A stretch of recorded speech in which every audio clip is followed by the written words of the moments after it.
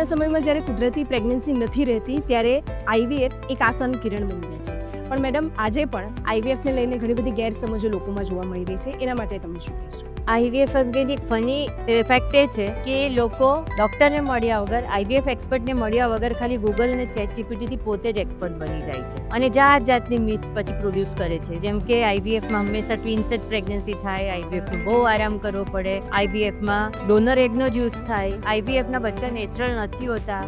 એવી વાત છે ને આ તો, કે દરેક રિલેટિવની, દરેક નેબરની અને ગૂગલ અને વોટ્સએપની, એ લોકોની ચેટની પોતપોતાની થિયરી હોય છે.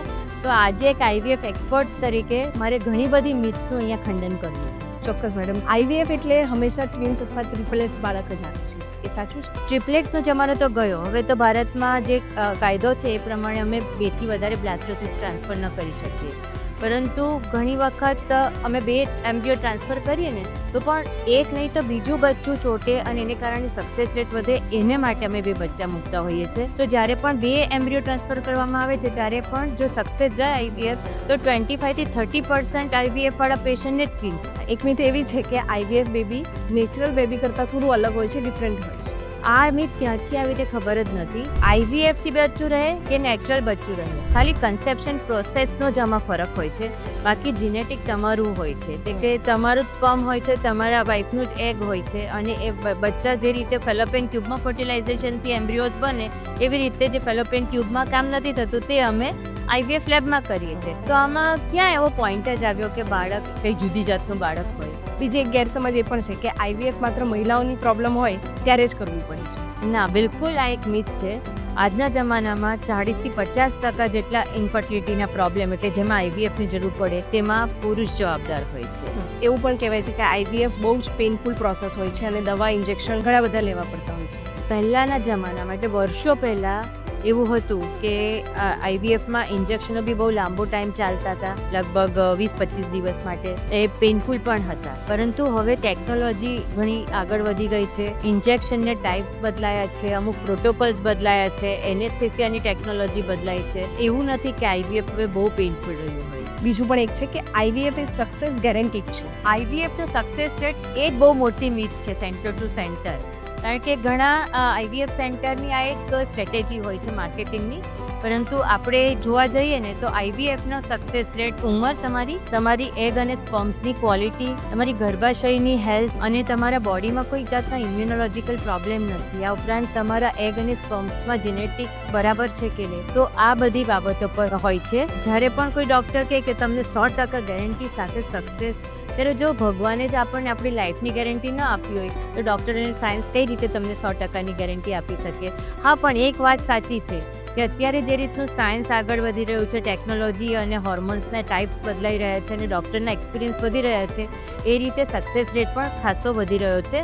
પણ તો પણ એક આપણે એવરેજ આઈવીએફ સક્સેસ રેટ ગણીએ ને તો 60-65%થી વધારે ન હોઈ શકે અને એ પણ પેશન્ટના તકલીફો અને પેશન્ટની ઉંમર પ્રમાણે બદલાઈ શકે. બીજી એક મિથ એ પણ છે આઈવીએફને લઈને કે આઈવીએફ ટ્રીટમેન્ટ લો એટલે તમારે બહુ આરામ કરવો પડે, બેડ રેસ્ટ જ રાખવું પડે 9 મહિના સુધી, જ્યાં સુધી બચ્ચું નહીં આવે. તો એ સાચું છે? આ એક ખૂબ જ મોટી મિથ છે.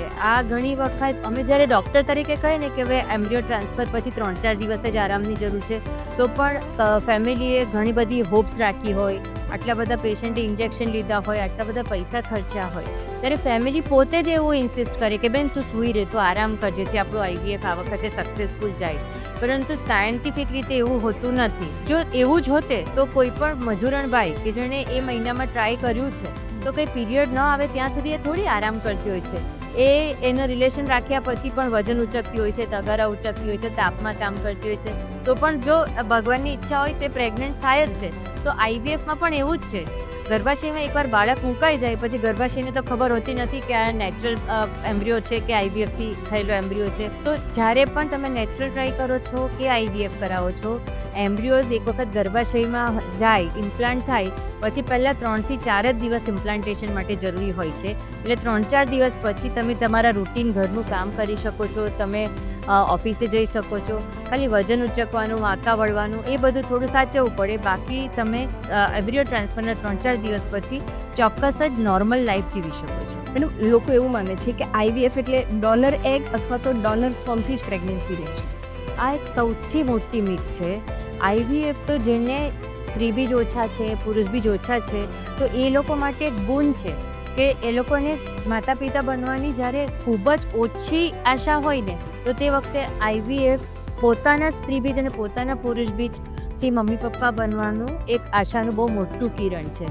હા, પણ કોઈક વખત જ્યારે સ્ત્રીની ઉંમર ખૂબ જ વધારે હોય અને સ્ત્રી બીજની સંખ્યા ખૂબ જ ઓછી થઈ ગઈ હોય અથવા પુરુષ બીજની સંખ્યા પણ એકદમ નહીવત હોય, આજકાલ તો ટેસા એટલે કે ટેસ્ટિસમાંથી અમે ડાયરેક્ટ સ્પર્મ્સ કાઢીને પણ 0% સ્પર્મ હોય ને તેવા પુરુષોને બી એ લોકોના બાકીના રિપોર્ટ નોર્મલ હોય તો પોતાના જેનેટિકનું બાળક આપી શકીએ છીએ.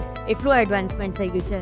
પણ કોઈ વખત કપલનો કોઈક એવો જેનેટિક તકલીફ હોય કે જેમાં એ સારવાર શક્ય જ ન હોય, તો આવા બધા કારણસર અમારે ઘણી વખત ડોનર બીજ અથવા ડોનર પુરુષ બીજ, ડોનર સ્ત્રી બીજની જરૂર પડી શકે. તો આટલી બધી આઈવીએફ મિથ્સના ખંડન કર્યા પછી હું તમને એટલું જ કહેવા માંગુ છું કે આઈવીએફની સફળતાનો આધાર તમારી ઉંમર, તમારી સ્ત્રી બીજ પુરુષ બીજની ગુણવત્તા અને બીજા સાયન્ટિફિક જે રીઝન્સ છે એની પર, તમારા આઈવીએફ એક્સપર્ટ્સની એક્સપર્ટાઇઝ પર, સાયન્સ પર અને મેઇન વસ્તુ તમારી પોઝિટિવિટી અને તમારી ધીરજ પર છે.